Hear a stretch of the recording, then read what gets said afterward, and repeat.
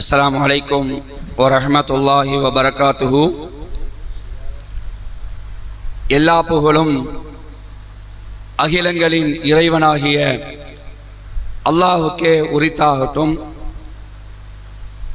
எம்பெருமானார் நபிகள் நாயகம் ஸல்லல்லாஹு அலைஹி வஸல்லம் அவர்கள் மீதும் அவர்களுடைய குடும்பத்தார்கள் மீதும் இந்த சத்திய மார்க்கத்தை பின்பற்றிய அத்துணை நல்லவர்கள் மீதும் அல்லாஹ்வுடைய சாந்தியும் சமாதானமும் வற்றாத பெருங்கருணையும் என்றென்றும் உண்டாகட்டுமாக என்று பிரார்த்தித்தவனாக, அல்லாஹ்வுடைய கிருபையினால ஃபஜ்ர் நேர தொழுகையை ஜமாத்தோடு நிறைவேற்றக்கூடிய பாக்கியத்தை நாம் எல்லாம் பெற்றிருக்கிறோம். அல்ஹம்துலில்லாஹ். தினமும் ஒரு தகவல் என்ற நிகழ்ச்சியில நாம் எல்லாம் தற்பொழுது இந்த சபையில ஒன்று குழுமி இருக்கின்றோம். இன்றைக்கு நாம பார்க்க இருக்கின்ற செய்தி, இன்றைய தினம் இந்திய நாட்டுடைய 80வது சுதந்திர தினம். இந்தியா சுதந்திரம் அடைந்து 80 ஆண்டுகள் நிறைவடைந்திருக்கிறது. அன்புக்குரியவர்களே, ஆங்கிலேயர்கள் இந்த இந்திய நாட்டை பிடித்து தங்களுடைய கட்டுப்பாட்டுக்குள் வைத்து மிகப்பெரிய அளவுக்கு அடிமைத்தனம் செய்தார்கள். இந்த ஆங்கிலேயர்களிடத்திலிருந்து இந்த இந்திய நாட்டை காப்பாற்றி விடுதலை பெற்று தந்தவர்கள் ஏராளம், நம்முடைய முன்னோர்கள். அதிலே குறிப்பாக இஸ்லாமியர்கள் அதிகம். அன்புக்குரியவர்களே, இஸ்லாமியர்கள் செய்த தியாகம் என்பது இன்றைக்கு மறைக்கப்பட்டிருக்கிறது, மறுக்கப்படுகிறது. எந்த அளவுக்கு என்றால், பள்ளிக்கூட பாட புத்தகங்களில் இஸ்லாமியர்களுடைய இந்த சுதந்திர தியாகம், இந்தியாவுடைய சுதந்திரத்துக்காக போராடிய தியாகங்கள் எல்லாம் இன்றைக்கு கூட மறைக்கப்பட்டிருக்கிறது. நமக்கே தெரியாது யார் யாரெல்லாம் போராடினாங்க, எப்படி தம்முடைய பொருளாதாரத்தை தியாகம் பண்ணாங்க. ஆக இந்த நேரத்தில் அவர்களை பற்றி நாம் நினைவு கூறுவது சால சிறந்ததாக இருக்கும். அந்த அடிப்படையில் ஒரு 10 நிமிடத்துக்குள்ள, அதாவது 10 நிமிஷத்துல சொல்லிட முடியாது, அது ஆயிரக்கணக்கான பேருடைய வரலாறுகள் இருக்கிறது. சில முக்கியமான தகவல் மட்டும் இந்த நேரத்தை உங்களுக்கு சொல்லலான்னு நான் ஆசைப்படுறேன். அன்புக்குரியவர்களே, இந்திய நாட்டுடைய முன்னாள் பிரதமர் ராஜீவ் காந்தி ஒரு செய்தியை சொல்றாங்க நாட்டு மக்களுக்கு. இன்று நாங்கள் அனுபவிக்கும் சுதந்திரம் உன் தியாகத்தால் உதித்தது என்று பகதூர் ஷாவின் கல்லறையில் ராஜீவ் காந்தி அவர்கள் எழுதிய வாசகம் தான் இது. யாரு? சுதந்திர போராட்ட தியாகி பகதூர் ஷா. இவரை பத்தி என்ன செய்றாங்க? ராஜீவ் காந்தி சொல்றாங்க.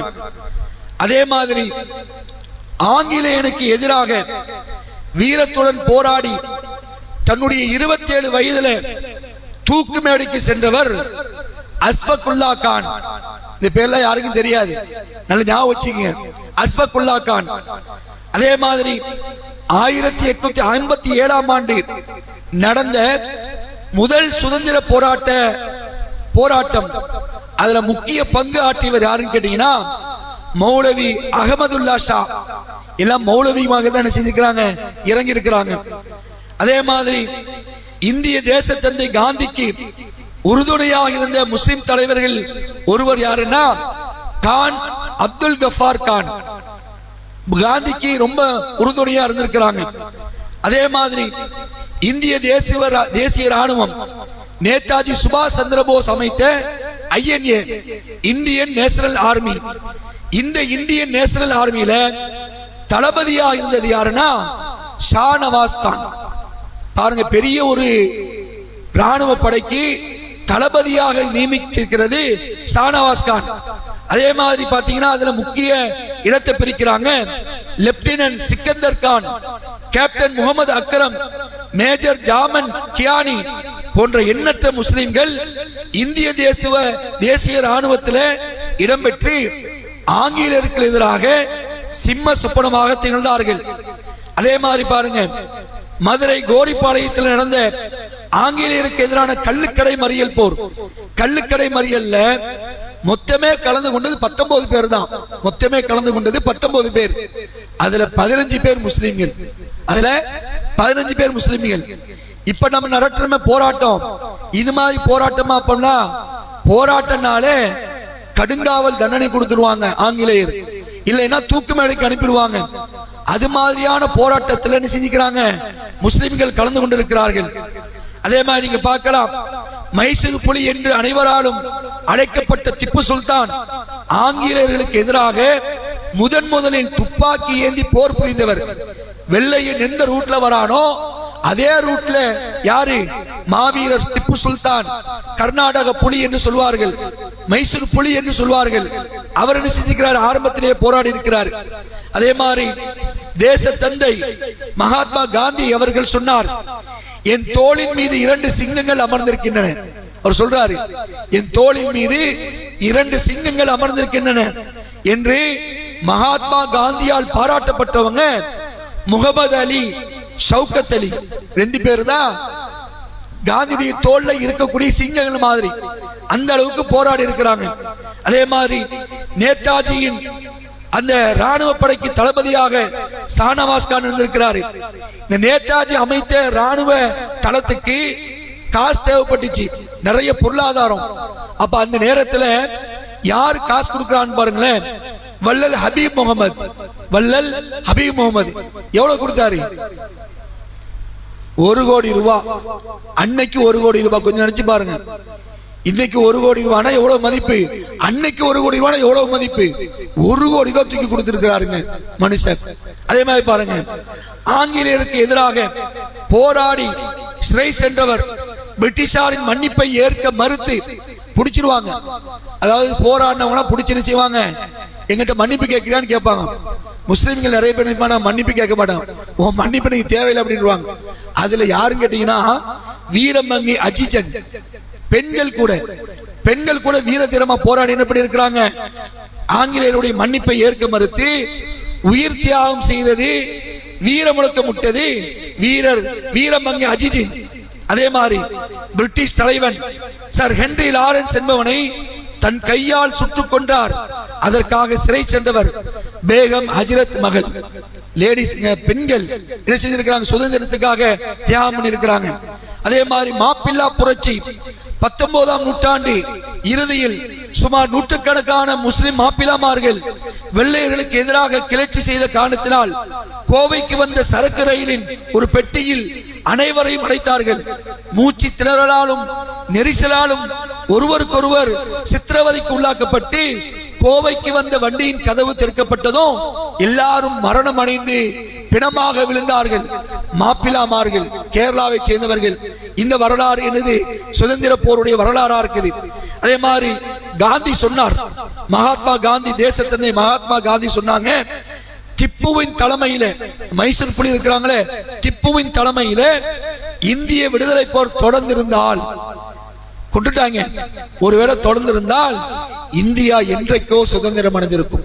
அந்த அளவுக்கு வீர தீரத்தோடு என்ன செஞ்சிருக்கிறாங்க, திப்பு சுல்தான் போராடி இருக்கிறாங்க.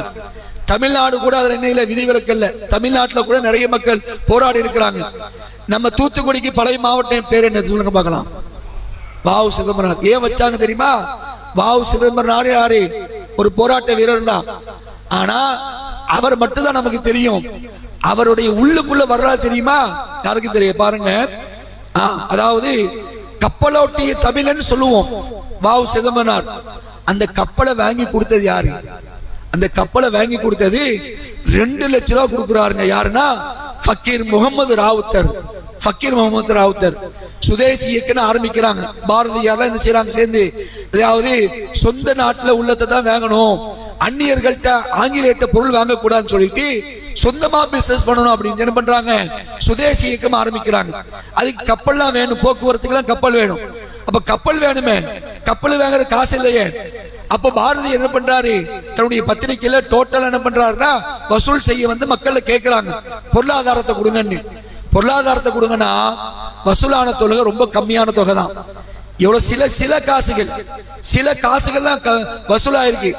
அதை வச்சு ஆணி செய்ய கப்பல் செய்வதற்கு ஆணி கூட வாங்க முடியாது. அது மாதிரியான காசா பிரிஞ்சிருக்கு. இந்த நேரத்துல கப்பல் வாங்குவதற்கு யார் கொடுக்கிறா? ஃபக்கீர் முகமது ராவுத்தர் என்ன பண்றாரு?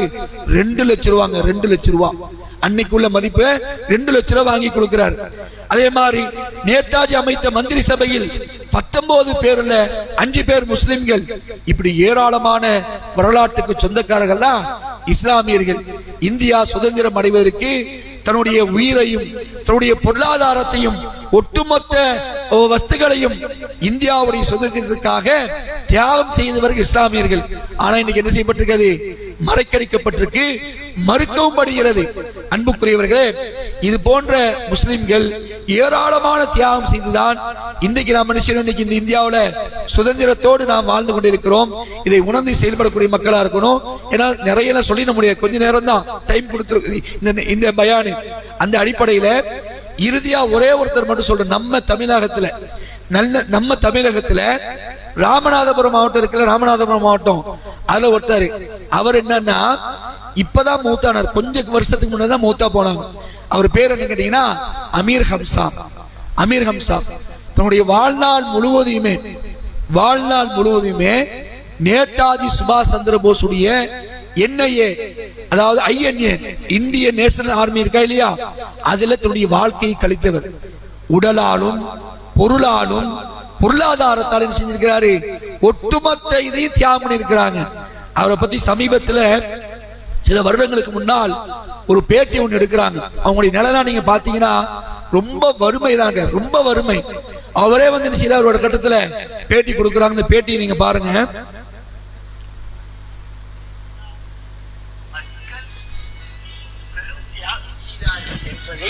நான் சுட்டிக்காட்டுகின்றேன். நாட்டின் விடுதலைக்காக பாடுபட்டதில் நான் சார்ந்துள்ள இஸ்லாமிய மக்கள் பெரும் தியாகம் செய்தார்கள் என்பதை நான் சுட்டிக்காட்டுகின்றேன். நான் அதேபடிதான் என்னுடைய சொந்த வேலையை காட்டிலும் நாட்டின் விடுதலைக்காக நான் பாடுபட்டதுதான் மிக அதிகம். அதனுடைய கூலி எனக்கு என்ன கொடுத்தார்கள்? பிரிட்டிஷார் மரண தண்டனை கொடுத்தார்கள். எனக்கும் என் போன்ற ஒரு 33 பேருக்கு மரண தண்டனை கொடுத்தார்கள். இந்த 33 பேரில் 21 பேர் முஸ்லிம்கள், 12 பேர் மற்ற இதர மதத்தினர்கள். அந்த மாதிரி பாடுபட்டோம்.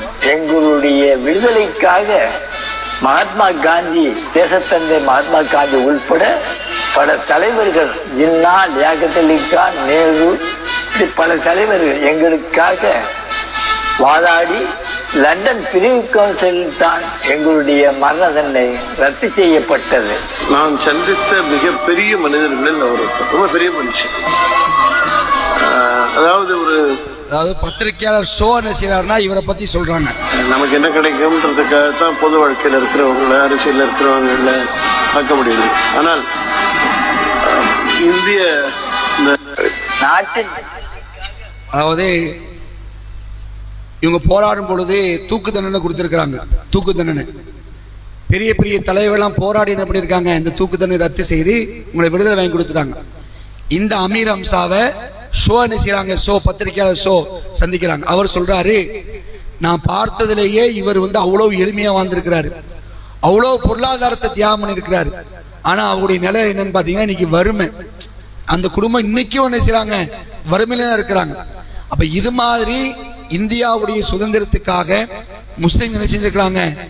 எல்லாத்தையும் தியாகம் பண்ணியிருக்காங்க. இந்த நாள்ல இதை நாம் நினைவு கூறுவது ரொம்ப சிறப்பாக அமையும். அன்புக்குரியவர்களே, இந்த வரலாறு நம்ம சொல்லணுங்கள யாருக்குமே தெரியாதுங்க, மறைக்கப்பட்டுரும். நம்முடைய சந்ததிகள்லாம் தெரிய வைக்கணும். அதனால தான் இந்த செய்தியை என்ன செய்ய உங்களுக்கு சொல்லி காட்டுறோம். இந்தியாவுக்காக, நம்முடைய தாய் மண்ணுக்காக நாம் எதையும் இழக்க தயாராக இருக்கணும் என்பதுதான் இஸ்லாத்துடைய கொள்கையும் கூட. சொந்த நாட்டுக்காக, சொந்த மண்ணுக்காக என்ன செய்யலாம்? நம்ம போராடலாம். இதை உணர்ந்து செயல்படக்கூடிய மக்கள் நாம் இருப்போம். இந்த நாள்ல கூட நீங்க பாருங்களேன், அல்லாஹ்வுடைய கிருபையினால தமிழ்நாடு தௌஹீத் ஜமாத் சார்பாக ஏராளமான இரத்த தான முகாம்கள் நடைபெற்று கொண்டிருக்கு. ஏராளமான இரத்த தான முகாம். அன்னைக்கு நம்முடைய முன்னோர்கள் இந்தியாவுடைய சுதந்திரத்துக்காக ரத்தத்தை சிந்தாங்க. இன்னைக்கு இந்தியாவில் வாழக்கூடிய மக்களுக்காக, உயிருக்காக போராடி கொண்டிருக்கக்கூடிய மக்களுக்காக ரத்தங்களை தானம் செய்யக்கூடிய இடத்துலையும் முஸ்லிம்கள் என்ன செய்யறாங்க? இன்னைக்கு முதல் இடத்துல இருக்கிறாங்க. இதை தொடர்ச்சியாக செய்வோம். வல்ல ரஹ்மான் ஈர உலகத்தில் நமக்கு வெற்றியை தருவானாக என்று இறைவனிடத்தில் பிரார்த்தித்தவனாக முடித்துக் கொள்கின்றேன்.